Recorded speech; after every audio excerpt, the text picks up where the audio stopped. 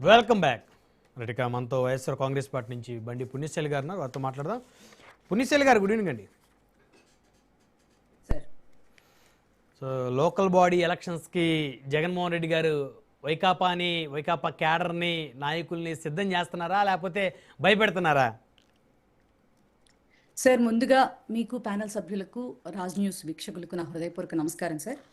Sir, ఇందాక analyst గారు చాలా బాగా జగన్మోహన్ రెడ్డి గారి మాటలకి వక్రభాష్యం చాలా గొప్పగా చెప్పారు. కానీ సార్, మా పార్టీ అధినేత మాకేం చెప్పాలి, మాకేమి ఏ రకంగా దిశ నిర్దేశించాలి అని కృష్ణాంజనేయులు గారిని ఎవరు సలహాలు అడగలేదు సార్. ఇదైతే వాస్తవం. అనలిస్ట్ కాబట్టి వారు చెప్పారండి సజెషన్స్ మీకు. సార్, అనలిస్ట్ అయినా కూడా అనలిస్ట్ గారుగా చెప్పాలి సార్. ఒక పార్టీని మీదేసుకుని మాట్లాడే వ్యక్తిగా మాట్లాడకూడదు. నాకైతే అదే అనిపించింది. అయితే సార్, నేనైతే వారి మాటలకు నేనైతే ఇంతవరకు అడ్డం రాలేదు.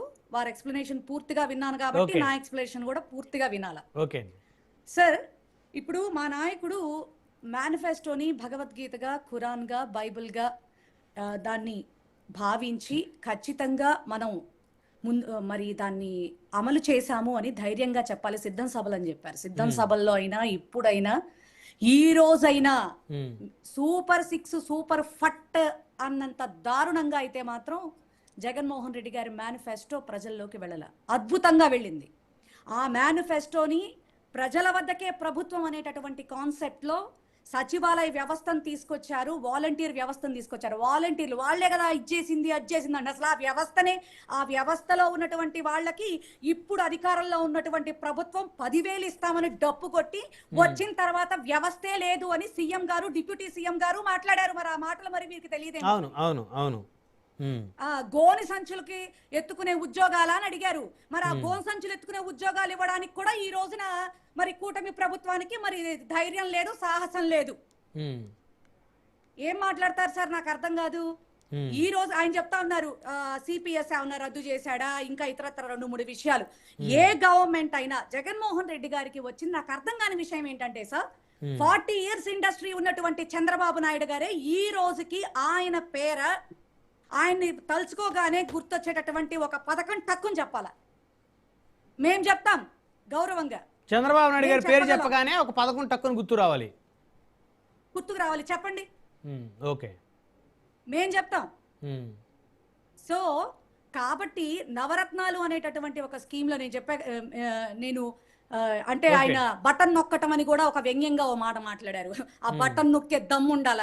ఆ బటన్ నొక్కే దమ్ము లేక 2 ఏళ్లలోనే 3,30,000 కోట్ల రూపాయల అప్పు చేసి జగన్మోహన్ రెడ్డి గారు 5 ఏళ్లలో చేసినటువంటి అప్పే మరి 2 ఏళ్లలో చేసింది కాక సూపర్ 6 అమలకి మరి అచ్చెన్నాయుడు గారు ఒక రకంగా, సీఎం గారు ఒక రకంగా, డిప్యూటీ సీఎం గారు ఒక రకంగా, మరి ఎలక్షన్స్ కి ముందు ఏదో అనుకున్నాం, ఎలక్షన్స్ వచ్చిన తర్వాత ఖజానా చూస్తే మరి గుండెలు అవిసిపోతా ఉన్నాయి, ఏమీ చెయ్యలేకపోతున్నాం. ఈ మాటలు ఎప్పుడు కూడా జగన్మోహన్ రెడ్డి గారు చెప్పలే. ఆయన దమ్ము ధైర్యం ఉన్నటువంటి నాయకుడే.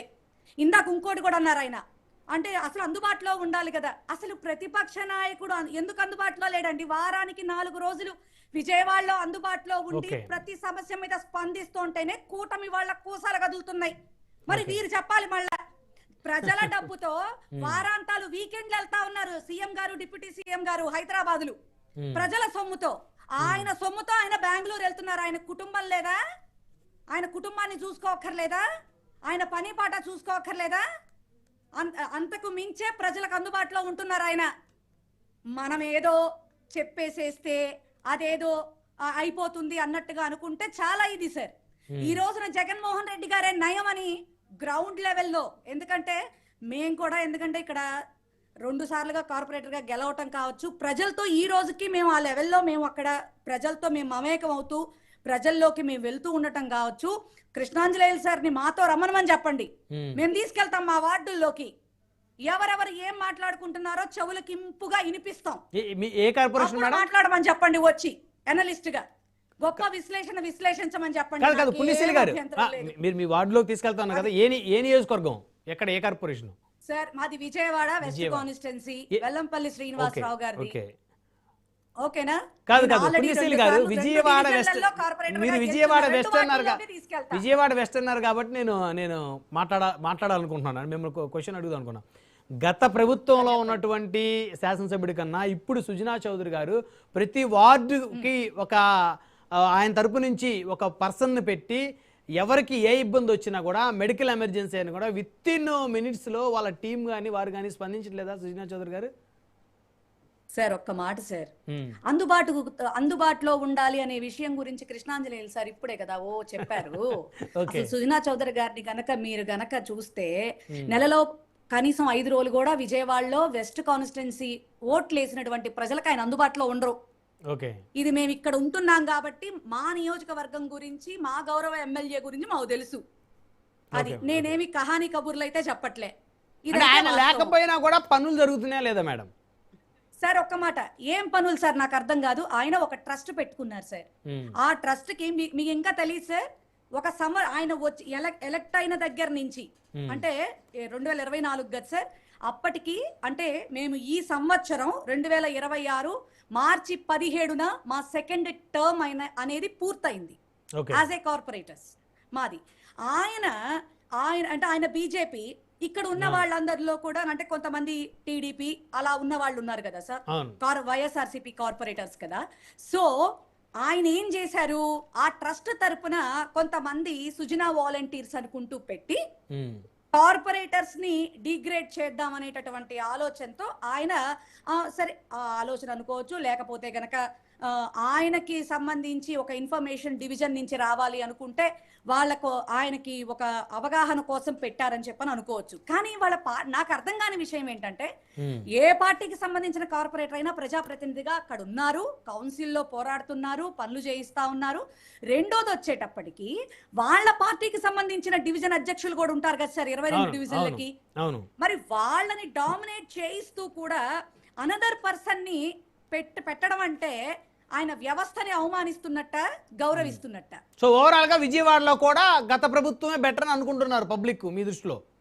Absolutely sir, not only Vijayawada, entire AP. అంటే రేపు మరి మేయర్ పీఠం కొట్టేస్తారు మేడం మీరు రేపు కార్పొరేషన్ ఎలక్షన్స్ లో వైఎస్ఆర్సీపీ? సార్ నేను ఒక్క మాట అయితే నేను చెప్తా ఉన్నాను సార్, మేయర్ పీఠం కొట్టేస్తామా కొట్టమా ఇది గెలుపు ఓటమి సమస్య. ఇందాక ఆయన గెలుపు ఓటముల గురించి కూడా మాట్లాడారు. 40 ఏళ్ల ఇండస్ట్రీకే 2014-19లో ఆయన చేసినటువంటి పరిపాలనకి ప్రజలకి కళ్ళు బైర్లు గమ్మి పీడకల మీద పీడకలలు వచ్చి జగన్మోహన్ రెడ్డి గారికి 151 సీట్ ఇచ్చారు. అది గుర్తుపెట్టుకోవాలా ఖచ్చితంగా.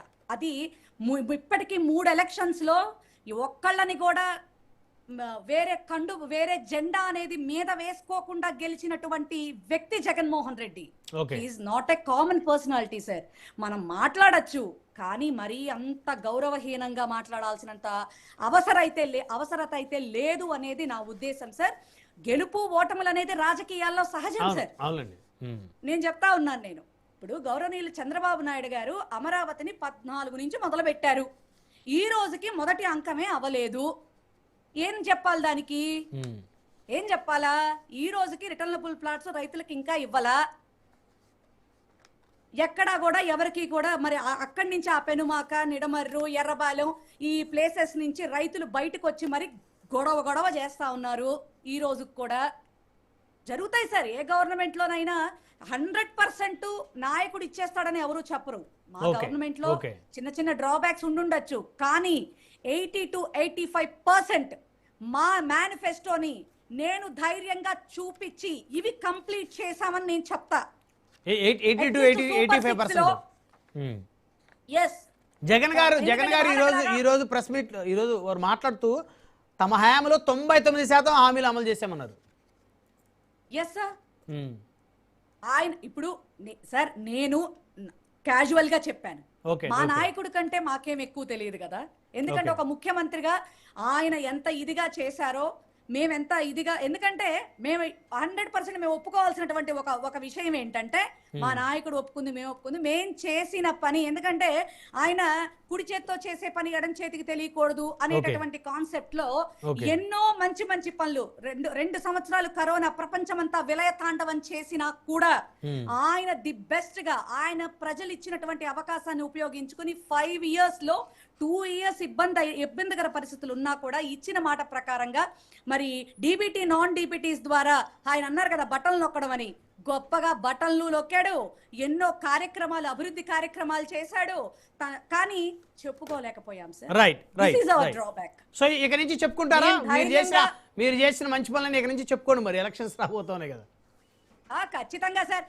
10 రూపాయలు పనిచేసి 100 రూపాయలు బిల్డప్ ఇచ్చుకుంటున్నటువంటి చంద్రబాబు నాయుడు గారిని ఇప్పటికి కూడా మేము ఆదర్శంగా తీసుకోపోతే ఎట్టండి? ఆ ఒక్క విషయంలో మేము ఆయన ఆదర్శంగా తీసుకోవాలా? 10 రూపాయల పనికి. ఎందుకంటే అమరావతిలో ఏం లేకపోయినా అమరావతి ఆవకాయ, అమరావతి బీరకాయ అనుకుంటూ కార్యక్రమాలు, లేకపోతే కనుక వైజాగ్ లోకి వెళ్ళేమో యోగాంధ్ర అని చెప్పని అలాంటి కార్యక్రమాలు, మాకు అవన్నీ చేత కావట్లేదు సార్. మాకు ప్రజల సొమ్ముని ఎక్కడ ఆయన వేస్ట్ చేయలేదు. వన్ బై వన్ మాట్లాడదాం మేడం, పుణ్యశైలి గారు, వన్ బై వన్ మాట్లాడదాం. మనతోటి తెలుగుదేశం పార్టీ నుంచి విజయకిరణ్ గారు ఉన్నారు, వారితో మాట్లాడదాం.